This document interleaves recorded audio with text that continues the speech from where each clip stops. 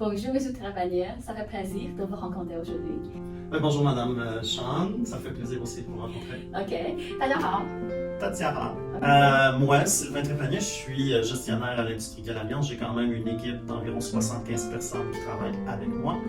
Mais j'ai 30 ans d'expérience dans le domaine. On commence avec Monsieur Zouhui parce que vous savez que Monsieur Zouhui vient de décéder à l'âge de 50 ans.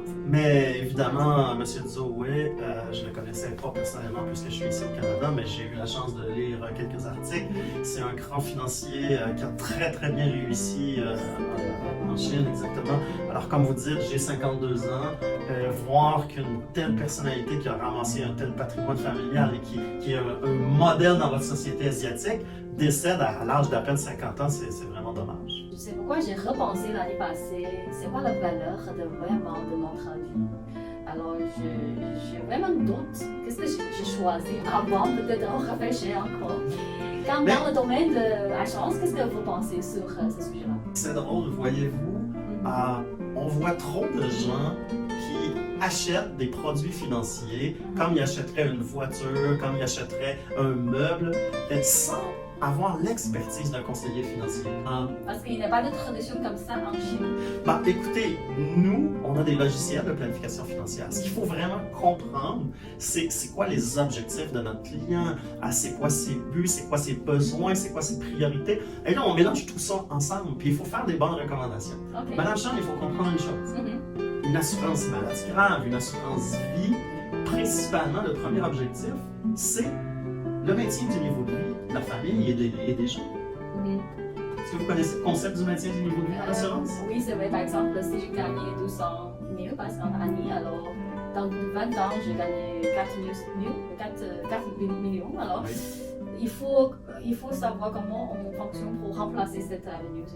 Exactement. Mais moi, j'ai une question parce que, par exemple, en Chine, si tu cherches quelqu'un qui fait, par exemple, de planification financière, il y a toujours le problème de comment je te croyais pour monter ce que j'ai gagné, puis mon passé, mon actif. Comment vous travaillez au Québec? Il faut créer une relation avec les gens. C'est ça. Ici, au Québec, les gens vont rencontrer un conseiller en sécurité financière, un planificateur financier, on a plusieurs types professionnels. Les gens, évidemment, aiment avoir un conseiller qui va s'occuper d'eux à long terme. C'est pas j'achète un produit puis je ne revois plus mon client. Non. On revoit notre client une fois par année. On remet à jour ses données. C'est vraiment un suivi avec une personne pour l'aider à atteindre tous les objectifs. On est au Canada, il y a beaucoup d'avantages fiscaux offerts par le gouvernement sur des produits financiers. Mais il faut faire des bons. Je vous donne un exemple. J'ai deux professionnels, deux jeunes qui commencent leur carrière. Ils ont d'excellents revenus tous les deux et là, ils ont un enfant. Quelle est la priorité dans la vie des gens quand ils ont des enfants? C'est l'instruction des enfants, c'est la qualité de vie des enfants, c'est ça qu'on veut. Vous tombez malade, votre conjoint décède, j'ai plus d'argent, que va faire l'enfant? On voit plein d'enfants qui avaient un potentiel académique énorme, lâcher toutes les écoles parce que les parents ne sont pas assez riches. Alors, dans la vie, on ne peut pas se permettre de prendre une chance qui va changer complètement le cours de la vie de nos enfants, et notre conjoint et notre conjointe. Donc, l'assurance vie, l'assurance maladie grave, protège la famille contre la perte de revenus. Lorsqu'on est, par exemple, arrivé au Canada, on est toujours bien connaître le meilleur, comment dire ça, le service de l'hôpital ou les médicaux, système de médical. Alors, c'est vrai ou c'est pas vrai? Regardez, parce que dans le sens de l'assurance, s'il est plein de services, c'est le service parfait, on n'a pas nécessairement d'acheter une assurance, non? On a un excellent service, d'hospitalisation.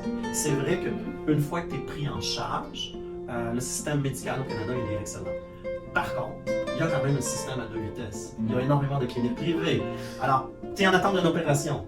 Tu peux être en attente pendant 2 ans, 3 ans au niveau du public. Alors que si tu as les sous, tu te fais opérer immédiatement.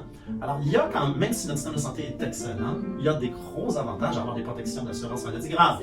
Alors, j'ai le choix, quand j'ai de l'argent, de décider est-ce que je vais au privé ou au public. Ici, au Québec, au Canada, le système financier est un très gros pourcentage du PIB canadien. Alors, les banques, les compagnies d'assurance, c'est quelque chose de solide. Les 4 grosses compagnies d'assurance ici au Canada ont plus de 100 ans d'existence, les 4 compagnies. Alors, c'est un domaine qui est très, très structuré en tant que tel. D'accord. Aucun client va perdre un sou parce qu'une compagnie d'assurance va faire faillite. Ils font partie de l'emblème du Canada. Ils font partie du PIB dans un gros pourcentage. C'est les compagnies qui ont les meilleurs codes de crédit à la bourse.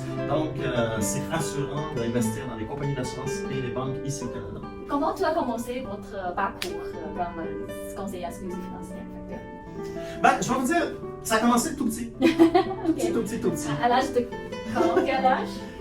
Ma mère vous dirait que j'avais le sens des affaires dès l'âge de 10 ans. Il y avait un magasin tout près de mon grand-père où il restait. Il y avait un magasin, j'étais tout petit, donc c'est les jouets qui m'intéressaient. Et ce magasin-là vendait une espèce de petit dinosaure en caoutchouc que je n'avais jamais vu à Montréal. Ok. Dans aucun magasin, j'avais vu ça.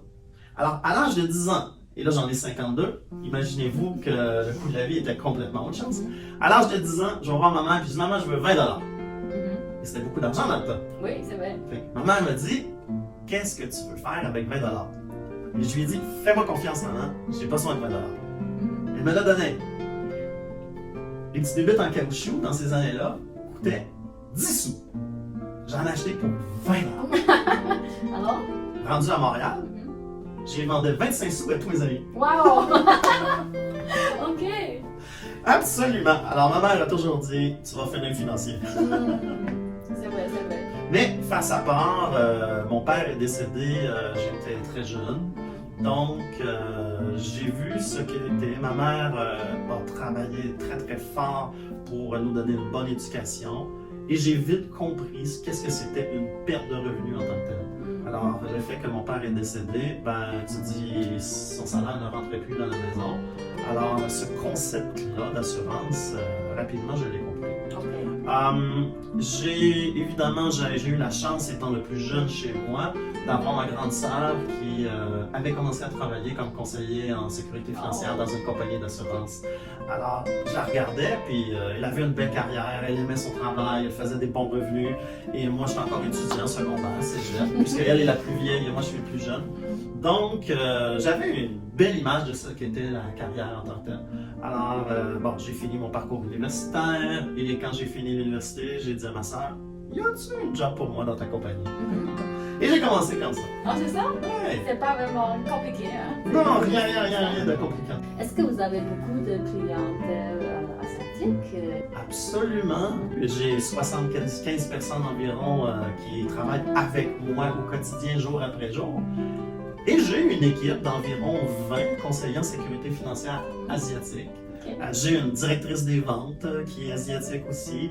Donc, non, beaucoup de clients sont d'origine chinoise. Je rencontre beaucoup de clients asiatiques avec mes conseillers. J'ai pas vraiment un talent en langue. J'aimerais ça pouvoir parler très très bien le mandarin. Mais c'est difficile. Par contre, j'ai la chance à Montréal d'avoir quand même des Asiatiques qui se débrouillent assez bien français, donc on réussit à jaser ensemble. Comme vous parlez très bien français.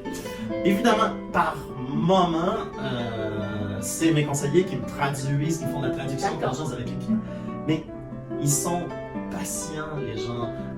Ils voient que je veux les aider. Et même si des fois, on a comment dire ça, un blocage un peu de communication, ils sont gentils, ils sont patients. Je sens jamais de frustration. Ils veulent être bien informés. C'est quoi la différence entre les clientèles asiatiques et les autres, latino, clientèle latino? Je vous dirais que ce que je vois de ma clientèle asiatique, ce que j'aime, c'est je rencontre beaucoup de gens analytiques. Ah oui, c'est vrai. À l'article, les frais de gestion, j'aime ça parce que quand ils achètent, ils savent exactement qu'est-ce qu'ils ont acheté. Alors c'est pas « Ah ben je t'aime bien, B, je te fais confiance, choisis un produit pour moi ». Non, ils veulent tout savoir sur le produit. C'est un challenge à chaque fois, mais j'aime ça. Industrie Alliance, comme vous savez, Mme Cham, c'est une compagnie qui a 128 ans d'existence. On est partout au Canada. Vous allez voir des bureaux d'un océan à l'autre, à Vancouver, Edmonton, Calgary, Toronto, Halifax. Toutes les grosses villes canadiennes ont des bureaux d'Industrie Alliance. On est dans plusieurs États, aux États-Unis aussi. Évidemment, il y a 128 ans. C'est au Québec que ça a été créé. Donc c'est québécois, c'est à nous!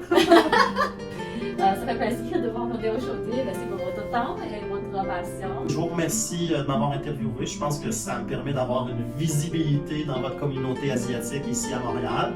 Et puis, ne vous inquiétez pas pour ceux qui voudraient de l'information sur des sujets. Vous pouvez communiquer avec moi en tout temps. Si jamais votre français ou anglais n'est pas assez bon, j'ai 20 amis asiatiques ici, pratiquement tous des Chinois qui travaillent avec moi. Donc, vous pourrez être servi dans votre langue maternelle. OK. Merci beaucoup, M. Trépaniel. Parfait, merci.